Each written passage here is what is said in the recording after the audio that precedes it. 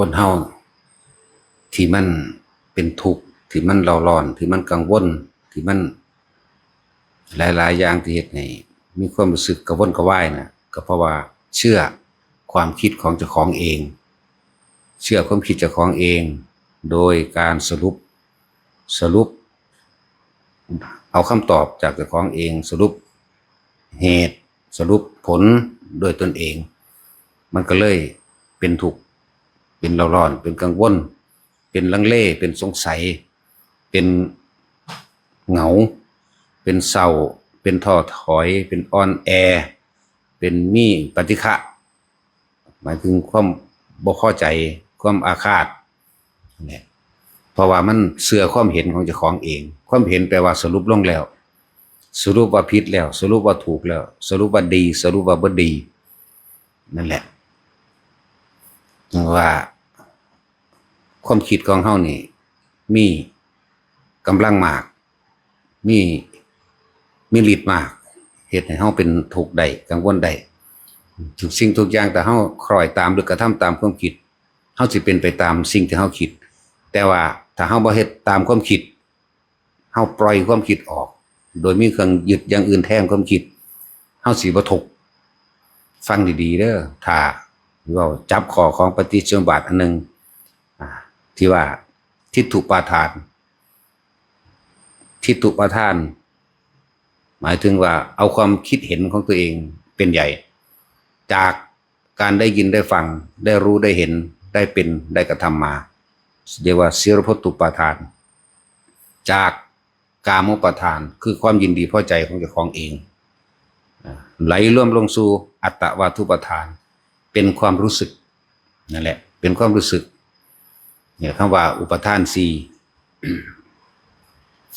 ความรู้สึกที่พอใจและบ่พอใจนั่นเลยเอ่ยว่าอัตตวาทุปาทานอัตตาตัวตนแท้ๆจริงที่เกิดจากความยึดมั่นถือมั่นในสิ่งที่ได้ยินได้ฟังได้รู้ได้เห็นได้เป็นแล้วสรุปตามความเชื่อของตนเองคือพอใจ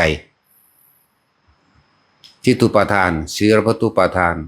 กามุปาทานอัตตวาทุปาทานคือโตเดียวกันบ่ได้แยกกัน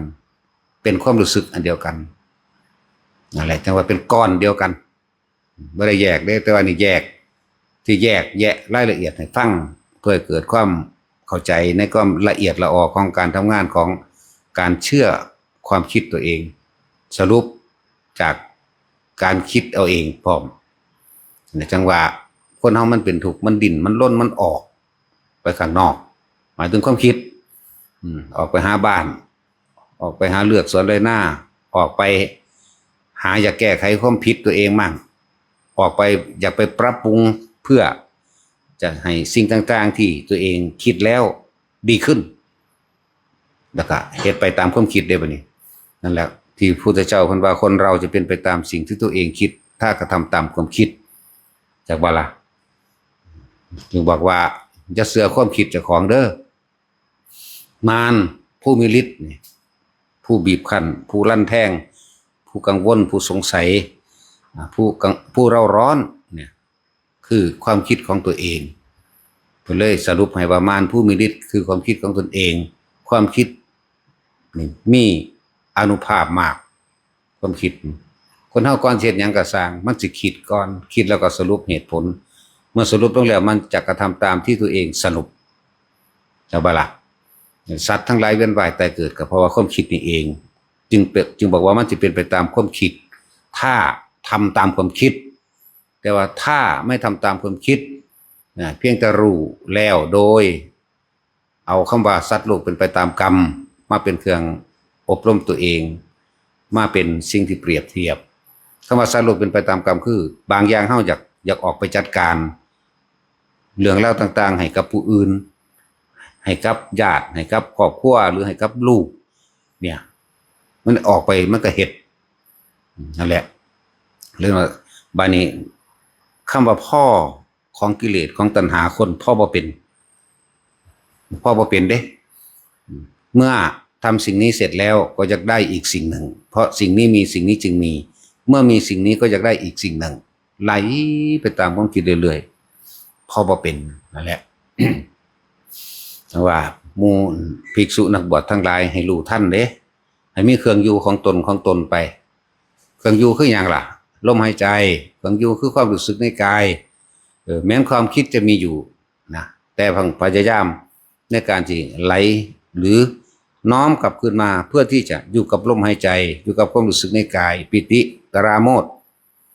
นั่นแหละอยู่กับปิติอยู่กับปราโมทย์ต่างๆที่มันเกิดความอิ่มอกอิ่มใจความเบิกบานในใจของเจ้าของเอง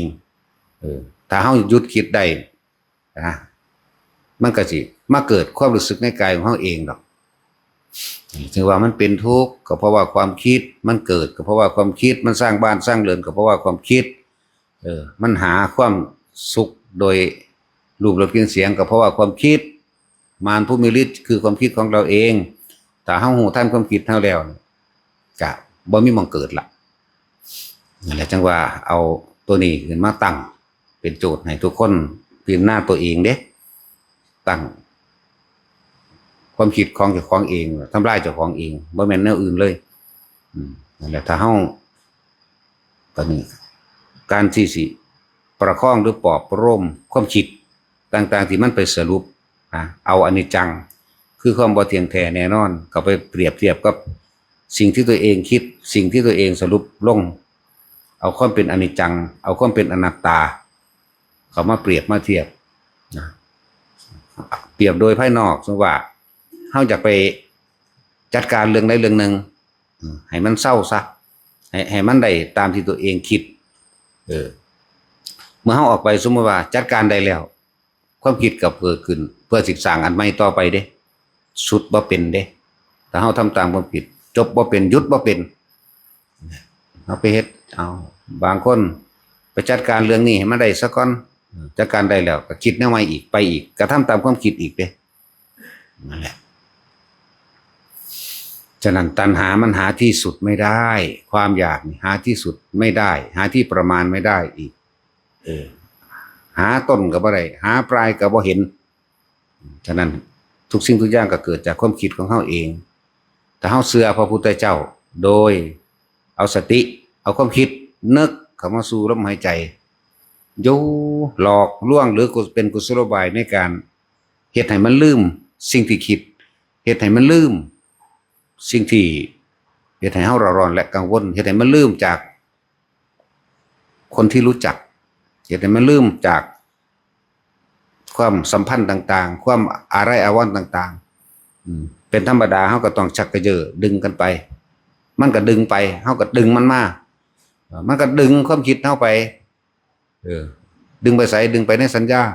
ดึงไปในบุคคลที่รู้จักคนที่เคยมีเมียคนที่เคยมีลูกคนที่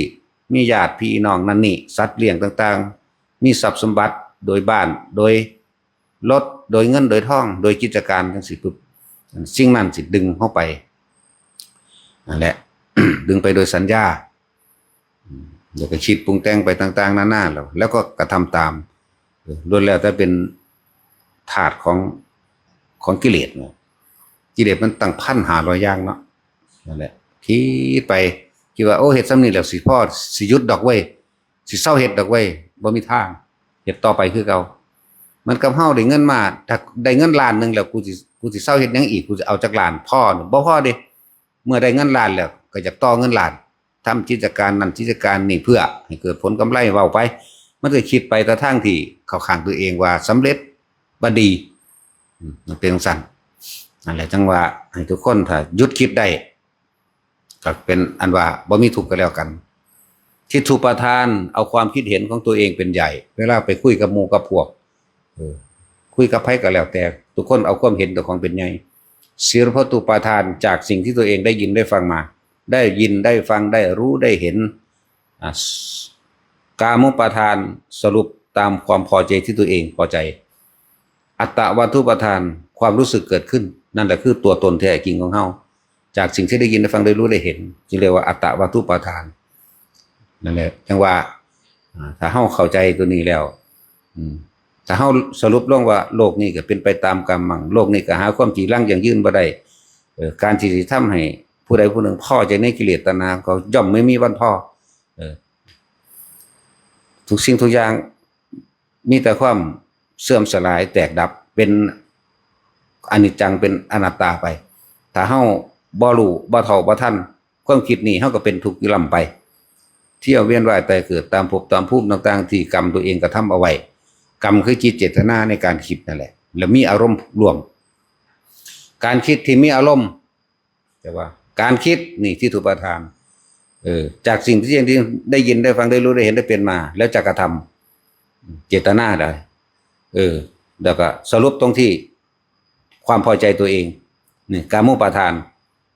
ในรูปในรสในกลิ่นในเสียงเลยคำว่ากามุปาทานเลยที่ตั้งเอาไว้ที่ยึดเอาไว้แล้วก็สามอย่างเนี่ยไหลลงสู่คำว่าอัตตวัตถุปาทาน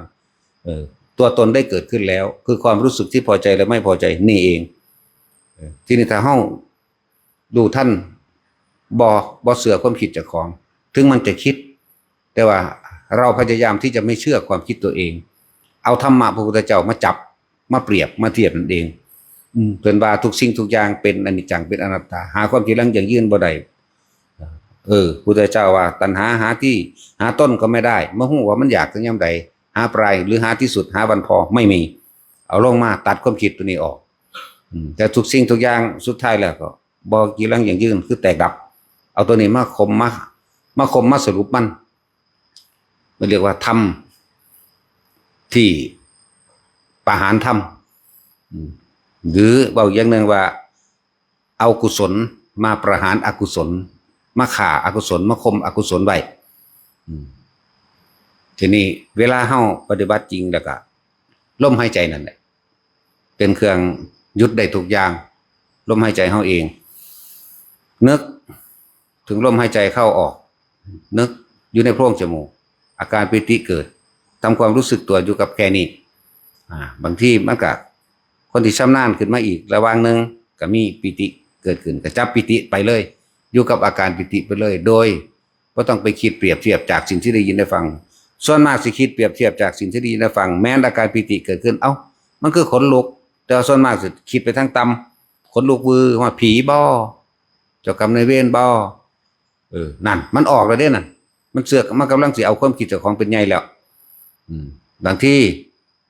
มันเข้าถึงความสงบในขันใดขันหนึ่งกันมามันเห็นนั่นเห็นนี่ความคิดแลนไปก่อนหรอความคิดแลนไปปรุงไปแต่งนั่นเห็นบ่ล่ะความคิดแลนไปเอาความคิดเจ้าของมาเป็นใหญ่จากสิ่งที่เห็นนั่นแหละได้ยินนั่นแหละได้ฟังนั่นแหละได้กลิ่นนั่นแหละคิดไปสรุปไปเนี่ยเกิดอารมณ์พอใจมั่งไม่พอใจมั่งดินั่นแหละอัตตวัตถุปาทานโดยแม้กระทั่งภายนอกคือตาเขาเห็นบุคคลสัตว์สิ่งของภายในเขาก็เห็นพวกที่มันเป็นมิติอื่นๆหรือได้เห็นพวกเปรตพวกผีนรกหรือสัตว์ต่างๆอันเป็นของทิพย์นาคครุฑสุรกายจังซี่แล้วเขาจะคิดไปเด้หรือเรื่องราวต่างๆที่มันพุดขึ้นมาเองเขาก็บ่รู้ว่ามันคือหยังแล้วเขาพยายามจะไปหาความหมายมันเขาพยายามสิไปใส่สื่อมันคนนั้นเป็นไผคนนี้เป็นไผเกิดชาติใดเมืองใดเป็นแบบใดนี่เนี่ยถูกความคิดหลอกออกไปแล้วจึงว่าสงสัยเนี่ยนั่นแหละจังว่าเมื่อสงสัยแล้วเกิดอารมณ์แล้วบ่พอใจสุว่าไปเห็นรูปหรือเห็นรูปร่างลักษณะท่าทางของบุคคลสัตว์สิ่งของต่างๆเป็นที่ไม่พึงปรารถนาก็เกิดอารมณ์ความบ่พอใจนั่นเห็นบ่พอใจล่ะอัตตวัตถุปาทานหมายถึงตัวตนเกิดหรอเร็วเด้สั่นล่ะจังว่าก็ธรรมดาเฮาก็ต้องฝึกบ่แม่นซื่อๆจะไปคิดเอาได้เลยเด้พวกนี้ไว้ทุกคนนั่นน่ะพยายามอยู่ในตนเองหลักมันก็เว้าอยู่ซุมื้อนั่นแหละ